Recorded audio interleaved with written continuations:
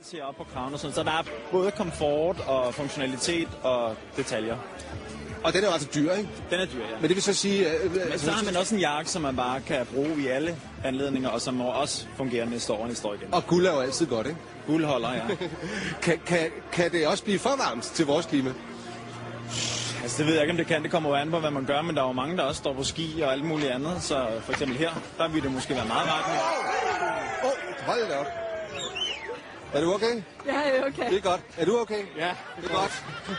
Er I okay?